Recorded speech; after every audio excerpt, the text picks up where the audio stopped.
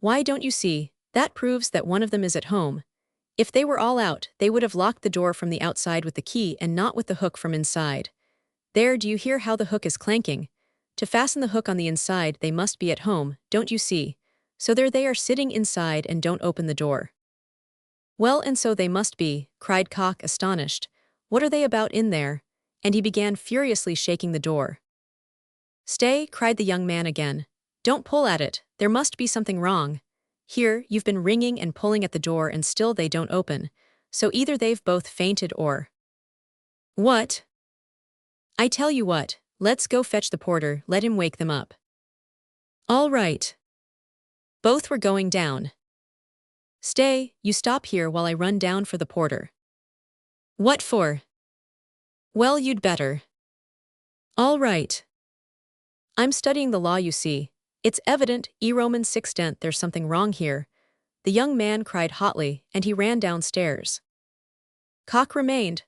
Once more he softly touched the bell, which gave one tinkle, then gently, as though reflecting and looking about him, began touching the door handle, pulling it, and letting it go to make sure once more that it was only fastened by the hook. Then, puffing and panting, he bent down and began looking at the keyhole. But the key was in the lock on the inside, and so nothing could be seen. Raskolnikov stood keeping tight hold of the axe. He was in a sort of delirium. He was even making ready to fight when they should come in. While they were knocking and talking together, the idea several times occurred to him to end it all at once and shout to them through the door. Now and then he was tempted to swear at them, to jeer at them, while they could not open the door. Only make haste, was the thought that flashed through his mind. But what the devil is he about? Time was passing, 1 minute and another, no one came. Cock began to be restless. What the devil? He cried suddenly, and in impatience deserting his sentry duty, he too went down, hurrying and thumping with his heavy boots on the stairs. The steps died away. Good heavens, what am I to do? Raskolnikov unfastened the hook, opened the door, there was no sound. Abruptly, without any thought at all, he went out, closing the door as thoroughly as he could, and went downstairs. He had gone down 3 flights when he suddenly heard a loud voice below. Where could he go? There was nowhere to hide. He was just going back to the flat. Hey there, catch the brute. Somebody dashed out of a flat below, shouting, and rather fell than ran down the stairs, bawling at the top of his voice. Mitka, Mitka, Mitka, Mitka, Mitka, blast him. The shout ended in a shriek. The last sounds came from the yard, all was still. But at the same instant several men talking loud and fast began noisily mounting the stairs. There were 3 or 4 of them. He distinguished the ringing voice of the young man. Hey! Filled with despair he went straight to meet them, feeling come what must. If they stopped him, all was lost. If they let him pass, all was lost too. They would remember him. They were approaching, they were only a flight from him, and suddenly deliverance. A few steps from him on the right, there was an empty flat with the door wide open, the flat on the 2nd floor where the painters had been at work, and which, as though for his benefit, they had just left. It was they, no doubt, who had just run down, shouting. The floor had only just been painted. In the middle of the room stood a pail and a broken pot with paint and brushes. In one instant he had whisked in at the open door and hidden behind the wall, and only in the nick of time. They had already reached the landing. Then they turned and went on up to the 4th floor, talking loudly. He waited, went out on tiptoe and ran down the stairs.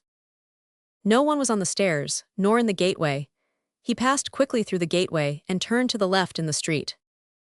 He knew perfectly well that at that moment they were at the flat, that they were greatly astonished at finding it unlocked, as the door had just been fastened, that by now they were looking at the bodies, that before another minute had passed they would guess and completely realize that the murderer had just been there, and had succeeded in hiding somewhere, slipping by them, and escaping.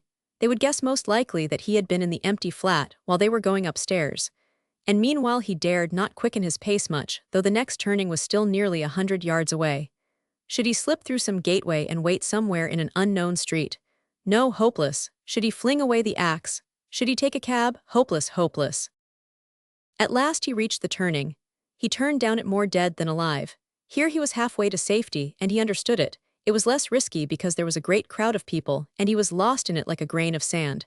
But all he had suffered had so weakened him that he could scarcely move. Perspiration ran down him in drops, his neck was all wet. My word, he has been going it. someone shouted at him when he came out on the canal bank. He was only dimly conscious of himself now, and the farther he went the worse it was.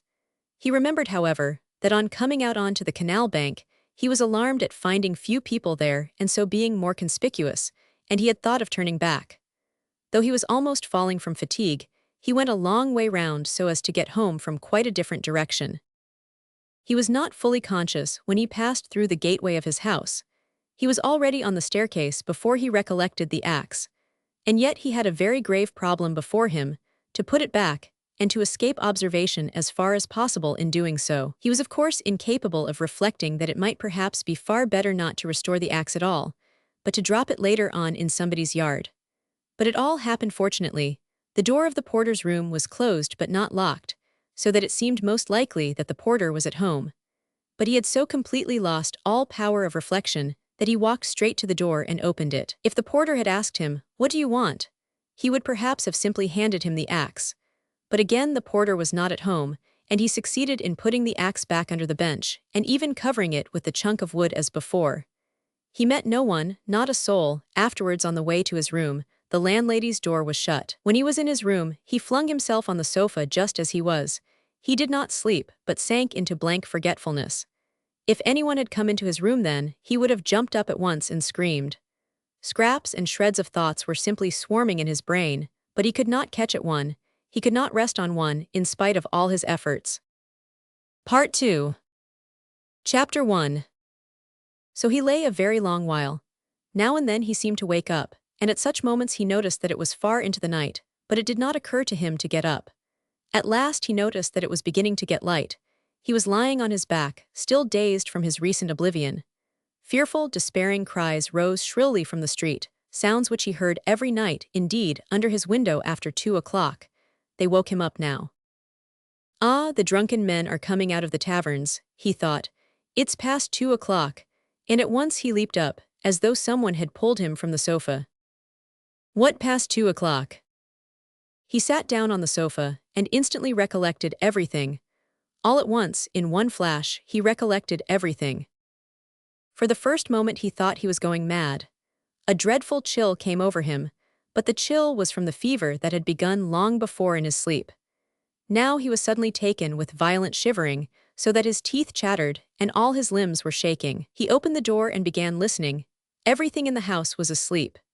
With amazement he gazed at himself and everything in the room around him, wondering how he could have come in the night before without fastening the door, and have flung himself on the sofa without undressing, without even taking his hat off.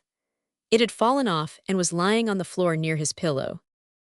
If anyone had come in, what would he have thought? That I'm drunk, but...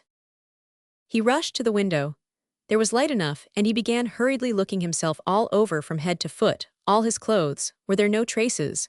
But there was no doing it like that. Shivering with cold, he began taking off everything and looking over again. He turned everything over to the last threads and rags, and mistrusting himself, went through his search 3 times. But there seemed to be nothing, no trace, except in one place, where some thick drops of congealed blood were clinging to the frayed edge of his trousers. He picked up a big clasp knife and cut off the frayed threads. There seemed to be nothing more. Suddenly he remembered that the purse and the things he had taken out of the old woman's box were still in his pockets. He had not thought till then of taking them out and hiding them. He had not even thought of them while he was examining his clothes. What next? Instantly, he rushed to take them out and fling them on the table. When he had pulled out everything, and turned the pocket inside out to be sure there was nothing left, he carried the whole heap to the corner. The paper had come off the bottom of the wall and hung there in tatters. He began stuffing all the things into the hole under the paper. Therein, all out of sight, and the purse too, he thought gleefully, getting up and gazing blankly at the hole which bulged out more than ever. Suddenly he shuddered all over with horror. My God, he whispered in despair. What's the matter with me? Is that hidden? Is that the way to hide things? He had not reckoned on having trinkets to hide. He had only thought of money, and so had not prepared a hiding place. But now, what am I glad of? He thought, is that hiding things, my reasons deserting me simply.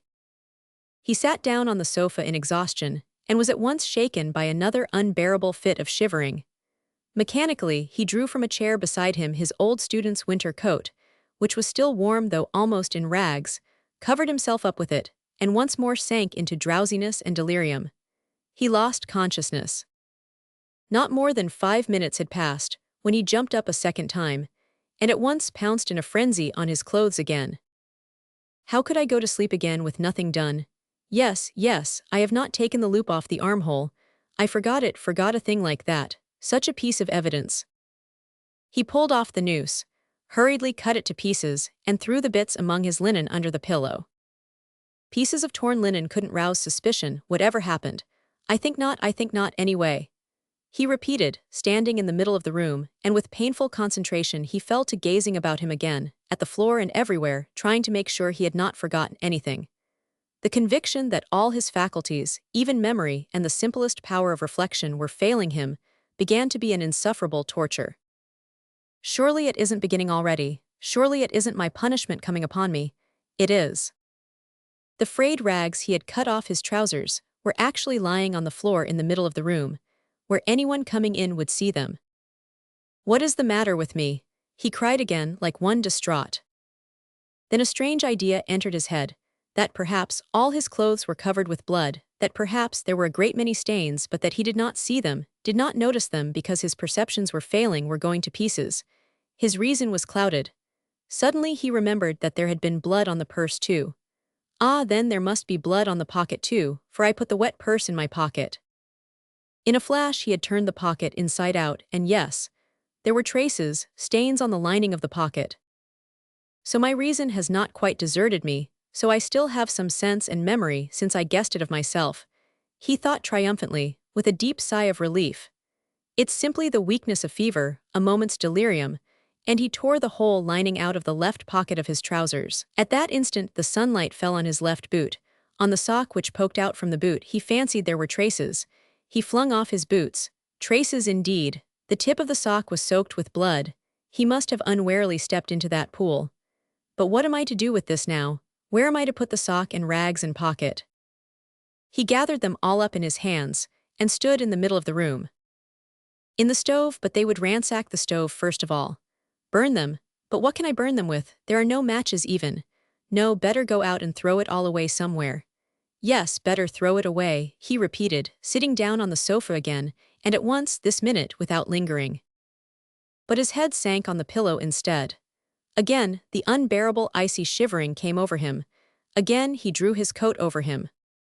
And for a long while, for some hours, he was haunted by the impulse to go off somewhere at once, this moment, and fling it all away, so that it may be out of sight and done with, at once.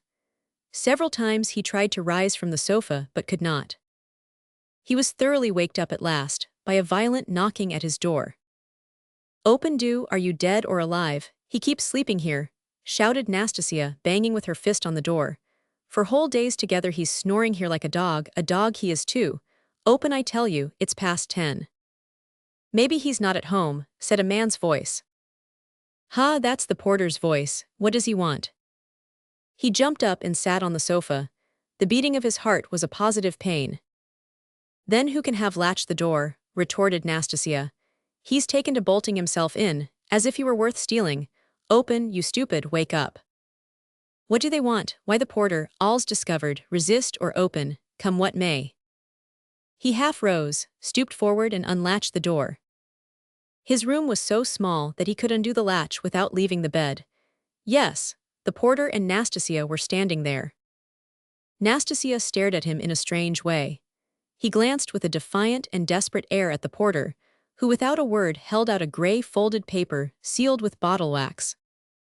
"A notice from the office," he announced, as he gave him the paper. "From what office?" "A summons to the police office, of course. You know which office." "To the police, what for?" "How can I tell? You're sent for, so you go." The man looked at him attentively, looked round the room and turned to go away. "He's downright ill," observed Nastasia, not taking her eyes off him. The porter turned his head for a moment. "He's been in a fever since yesterday," she added. Raskolnikov made no response and held the paper in his hands without opening it. "Don't you get up then," Nastasia went on compassionately, seeing that he was letting his feet down from the sofa. "You're ill, and so don't go, there's no such hurry. What have you got there?" He looked. In his right hand, he held the shreds he had cut from his trousers, the sock, and the rags of the pocket. So he had been asleep with them in his hand. Afterwards, reflecting upon it, he remembered that half waking up in his fever, he had grasped all this tightly in his hand, and so fallen asleep again. Look at the rags he's collected and sleeps with them, as though he has got hold of a treasure. And Nastasia went off into her hysterical giggle. Instantly, he thrust them all under his greatcoat and fixed his eyes intently upon her. Far as he was from being capable of rational reflection at that moment, he felt that no one would behave like that with a person who was going to be arrested. But the police. "You'd better have some tea." "Yes, I'll bring it, there's some left." I'll go at once," he muttered, getting onto his feet. "Why, you'll never get downstairs." "Yes, I'll go." "As you please." She followed the porter out. At once he rushed to the light, to examine the sock and the rags. There are stains, but not very noticeable, all covered with dirt, and rubbed and already discolored. No one who had no suspicion could distinguish anything. Nastasia from a distance could not have noticed, thank God. Then with a tremor he broke the seal of the notice and began reading. He was a long while reading, before he understood. It was an ordinary summons from the district police station to appear that day at 9:30 at the office of the district superintendent. But when has such a thing happened? I never have anything to do with the police, and why just today? He thought in agonizing bewilderment. Good God, only get it over soon. He was flinging himself on his knees to pray, but broke into laughter, not at the idea of prayer, but at himself. He began, hurriedly dressing. If I'm lost, I am lost, I don't care, shall I put the sock on? He suddenly wondered, it will get dustier still and the traces will be gone. But no sooner had he put it on than he pulled it off again in loathing and horror. He pulled it off, but reflecting that he had no other socks, he picked it up and put it on again, and again he laughed. That's all conventional, that's all relative, merely a way of looking at it, he thought in a flash, but only on the top surface of his mind, while he was shuddering all over. There, I've got it on. I have finished by getting it on. But his laughter was quickly followed by despair. No, it's too much for me, he thought, his legs shook. From fear, he muttered, his head swam and ached with fever. It's a trick, they want to decoy me there and confound me over everything, he mused as he went out onto the stairs. The worst of it is I'm almost lightheaded.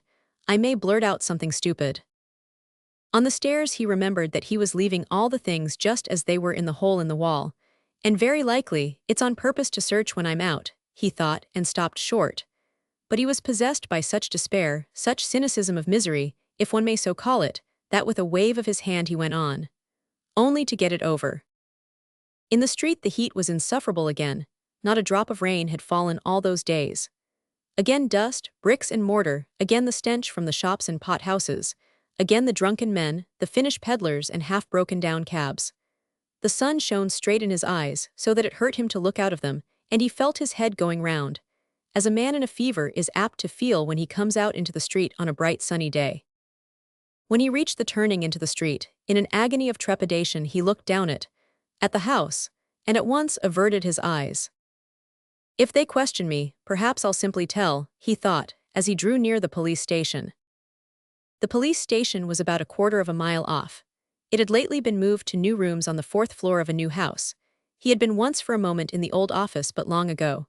Turning in at the gateway, he saw on the right a flight of stairs which a peasant was mounting with a book in his hand. A house boarder, no doubt. So then, the office is here, and he began ascending the stairs on the chance. He did not want to ask questions of anyone. I'll go in, fall on my knees and confess everything, he thought as he reached the 4th floor.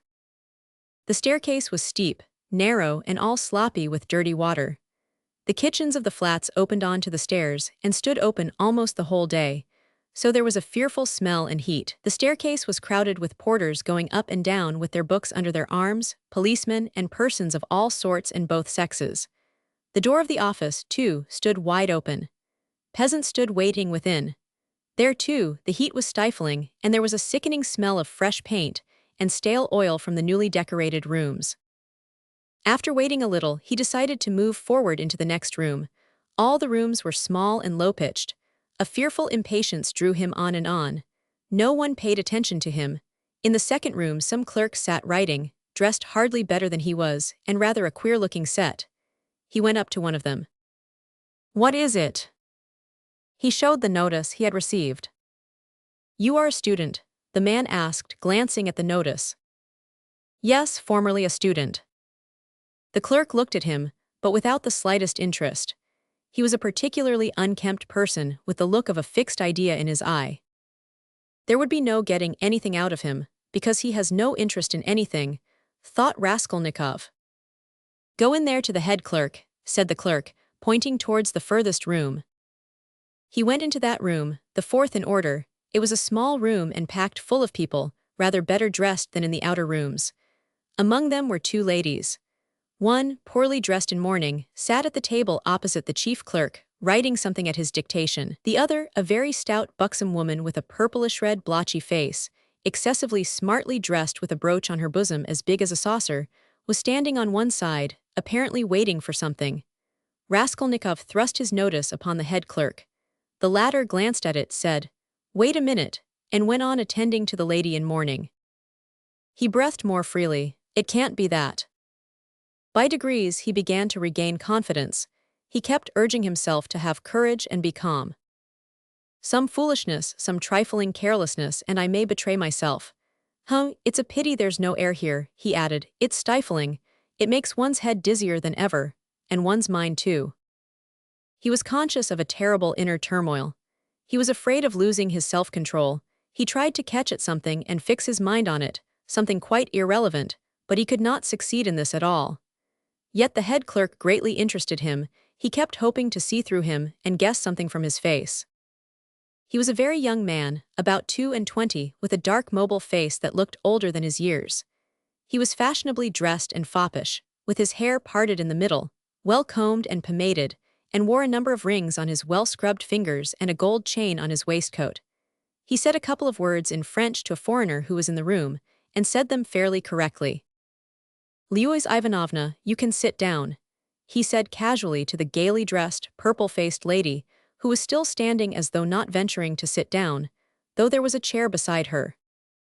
"Ich dank," said the latter, and softly, with a rustle of silk, she sank into the chair. Her light blue dress trimmed with white lace floated about the table like an air balloon, and filled almost half the room. She smelt of scent. But she was obviously embarrassed at filling half the room and smelling so strongly of scent, and though her smile was impudent as well as cringing, it betrayed evident uneasiness. The lady in mourning had done at last, and got up. All at once, with some noise, an officer walked in very jauntily, with a peculiar swing of his shoulders at each step. He tossed his cockaded cap on the table and sat down in an easy chair. The small lady positively skipped from her seat on seeing him, and fell to curtsying in a sort of ecstasy, but the officer took not the smallest notice of her, and she did not venture to sit down again in his presence. He was the assistant superintendent. He had a reddish mustache that stood out horizontally on each side of his face, and extremely small features, expressive of nothing much except a certain insolence. He looked askance and rather indignantly at Raskolnikov. He was so very badly dressed, and in spite of his humiliating position, his bearing was by no means in keeping with his clothes. Raskolnikov had unwarily fixed a very long and direct look on him, so that he felt positively affronted. "What do you want?" he shouted, apparently astonished that such a ragged fellow was not annihilated by the majesty of his glance. "I was summoned by a notice," Raskolnikov faltered. For the recovery of money due from the student, the head clerk interfered hurriedly, tearing himself from his papers. "Here," and he flung Raskolnikov a document and pointed out the place. "Read that." "Money, what money?" thought Raskolnikov, but, then, it's certainly not that. And he trembled with joy. He felt sudden, intense, indescribable relief. A load was lifted from his back. "And pray, what time were you directed to appear, sir?" shouted the assistant superintendent, seeming for some unknown reason more and more aggrieved. "You are told to come at 9, and now it's 12. "The notice was only brought me a quarter of an hour ago," Raskolnikov answered loudly over his shoulder. To his own surprise, he too grew suddenly angry and found a certain pleasure in it. "And it's enough that I have come here ill with fever. Kindly refrain from shouting." "I'm not shouting, I'm speaking very quietly, it's you who are shouting at me. I'm a student, and allow no one to shout at me." The assistant superintendent was so furious that for the first minute he could only splutter inarticulately. He leaped up from his seat. "Be silent, you are in a government office. Don't be impudent, sir." "You're in a government office too," cried Raskolnikov, "and you're smoking a cigarette as well as shouting, so you are showing disrespect to all of us." He felt an indescribable satisfaction at having said this. The head clerk looked at him with a smile. The angry assistant superintendent was obviously disconcerted. "That's not your business," he shouted at last with unnatural loudness. "Kindly make the declaration demanded of you. Show him, Alexander Grigoryevich, there is a complaint against you. You don't pay your debts, you're a fine bird." But Raskolnikov was not listening now. He had eagerly clutched at the paper, in haste to find an explanation. He read it once, and a second time, and still did not understand. "What is this?" he asked the head clerk. "It is for the recovery of money on an IOU, a writ. You must either pay it, with all expenses, costs and so on, or give a written declaration when you can pay it, and at the same time an undertaking not to leave the capital without payment, and nor to sell or conceal your property. The creditor is at liberty to sell your property, and proceed against you according to the law." "But I am not in debt to anyone." "That's not our business. Here, an IOU for 115 rubles, legally attested, and due for payment, has been brought us for recovery, given by you to the widow of the assessor Zarnitsyn 9 months ago, and paid over by the widow Zarnitsyn to one Mr. Tchebarov. We therefore summon you hereupon." "But she is my landlady." "And what if she is your landlady?" The head clerk looked at him with a condescending smile of compassion, and at the same time with a certain triumph, as at a novice under fire for the first time, as though he would say, "Well, how do you feel now?" But what did he care now for an IOU for a writ of recovery? Was that worth worrying about now? Was it worth attention even?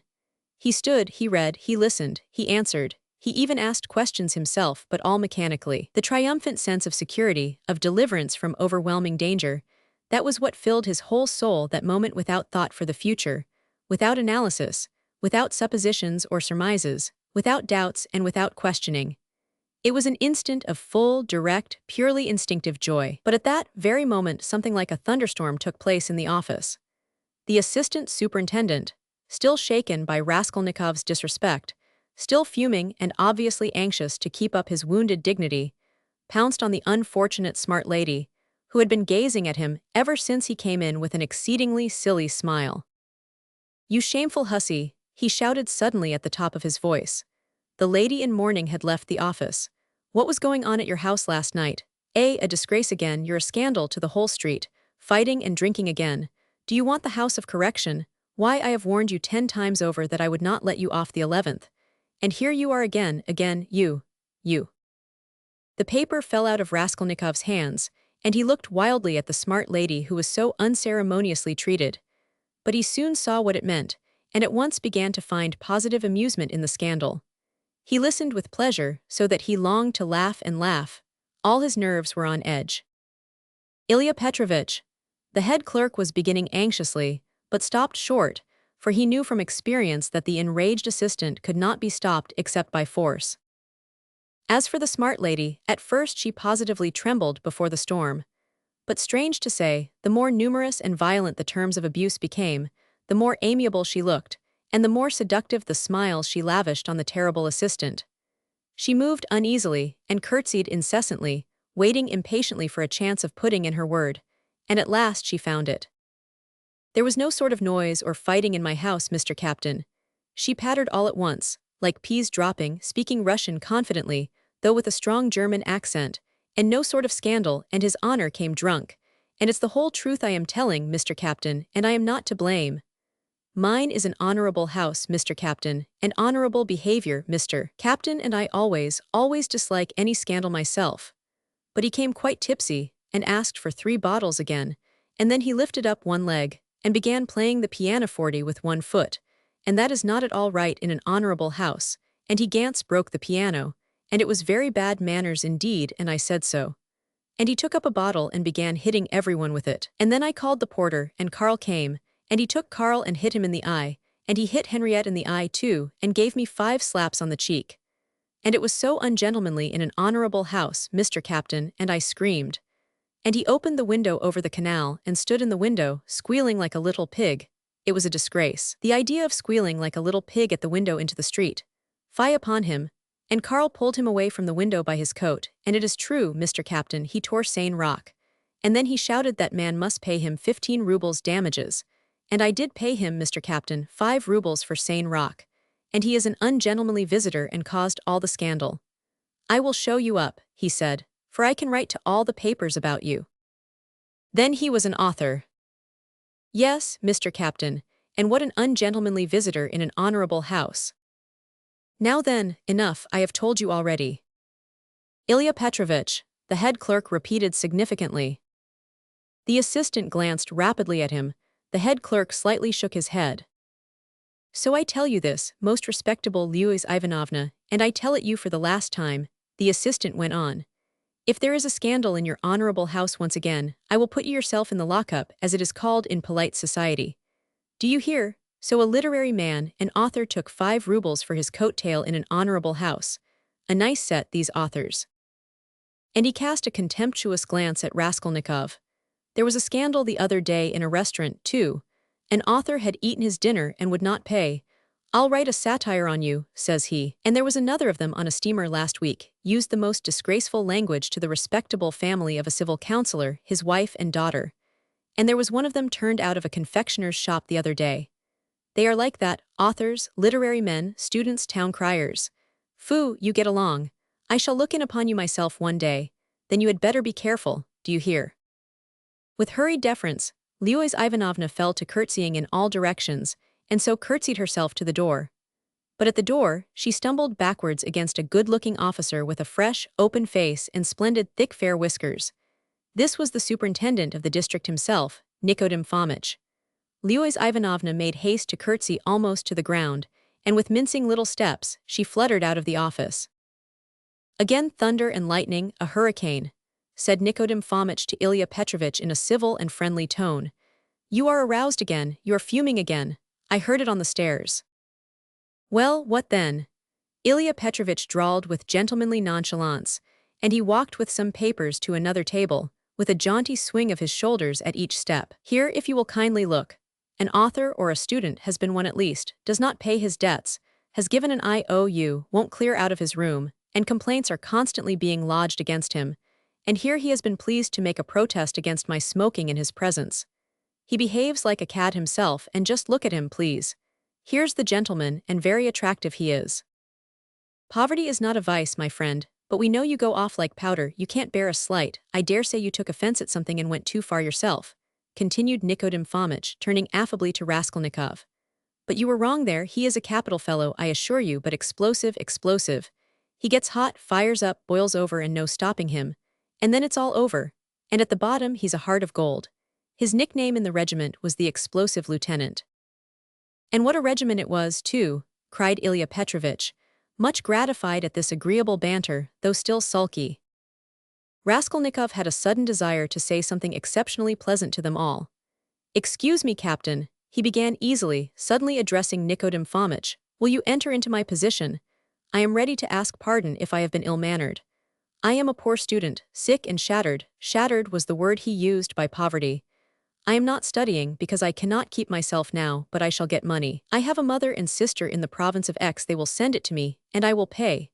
My landlady is a good-hearted woman, but she is so exasperated at my having lost my lessons, and not paying her for the last 4 months, that she does not even send up my dinner. And I don't understand this IOU at all. She is asking me to pay her on this IOU. How am I to pay her? Judge for yourselves. But that is not our business, you know, the head clerk was observing. Yes, I perfectly agree with you. But allow me to explain. Raskolnikov put in again, still addressing Nikodem Fomitch, but trying his best to address Ilya Petrovich also, though the latter persistently appeared to be rummaging among his papers and to be contemptuously oblivious of him.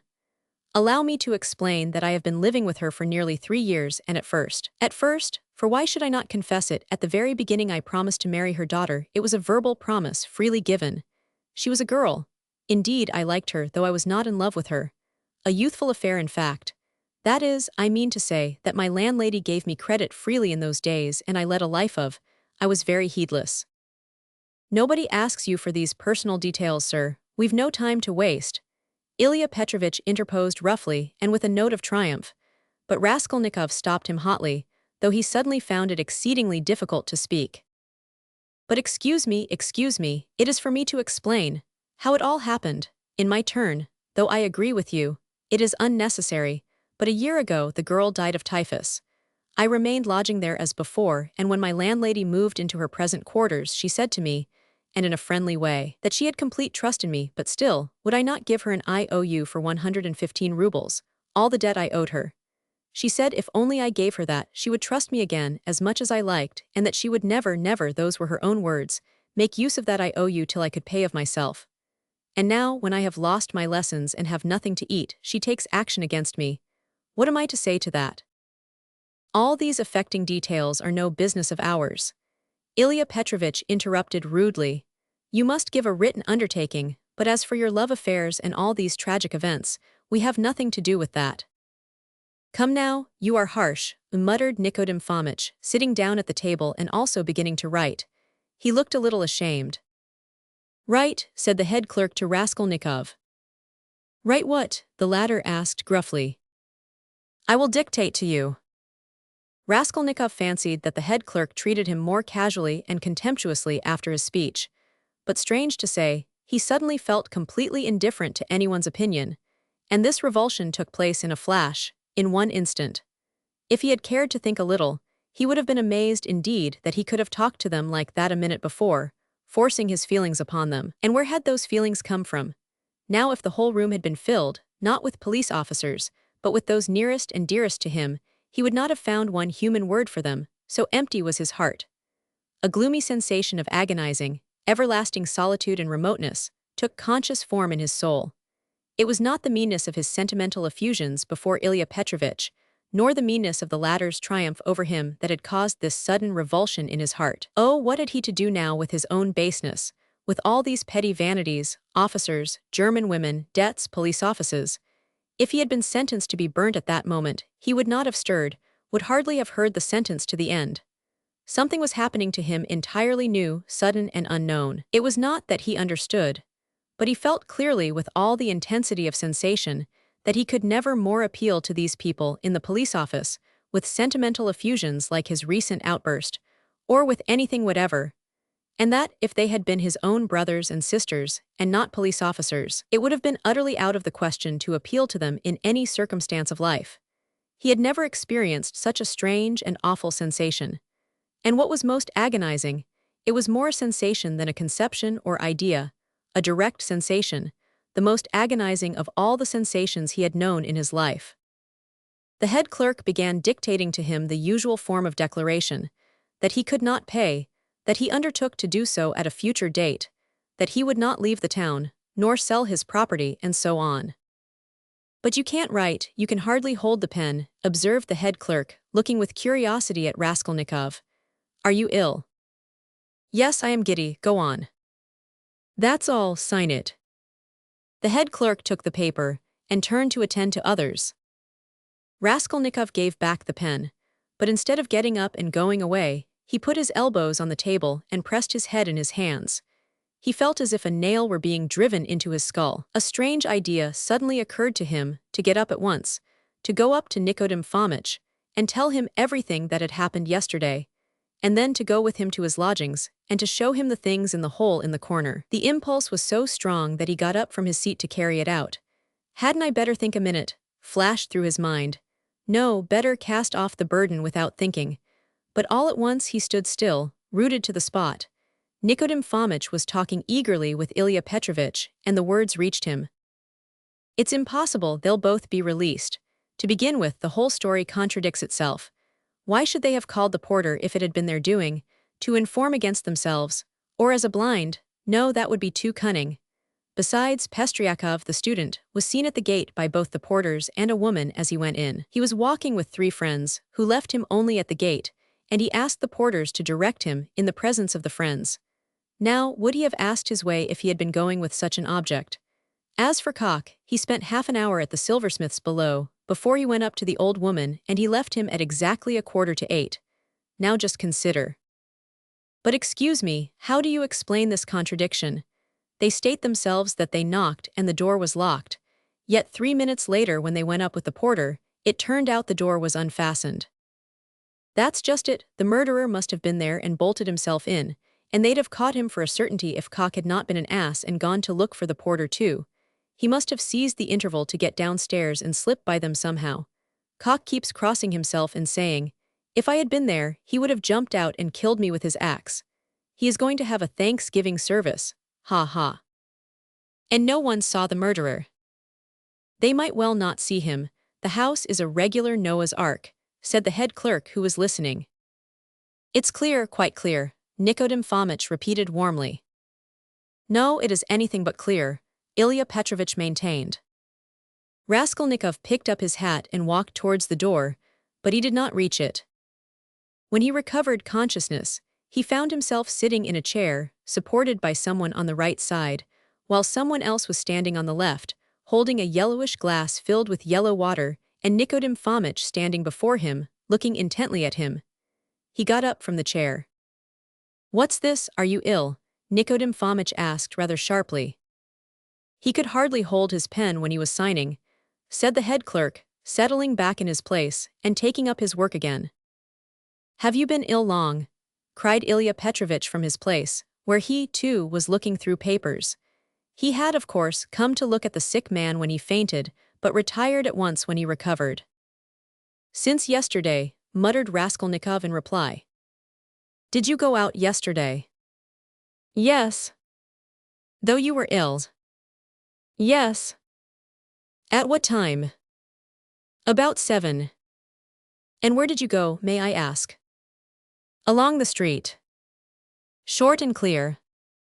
Raskolnikov, white as a handkerchief, had answered sharply, jerkily, without dropping his black feverish eyes before Ilya Petrovich's stare. "He can scarcely stand upright, and you," Nikodem Fomitch was beginning. "No matter," Ilya Petrovich pronounced rather peculiarly. Nikodem Fomitch would have made some further protest, but glancing at the head clerk who was looking very hard at him, he did not speak. There was a sudden silence. It was strange. "Very well then," concluded Ilya Petrovich, "we will not detain you." Raskolnikov went out. He caught the sound of eager conversation on his departure, and above the rest rose the questioning voice of Nikodem Fomitch. In the street, his faintness passed off completely. "A search, there will be a search at once," he repeated to himself, hurrying home.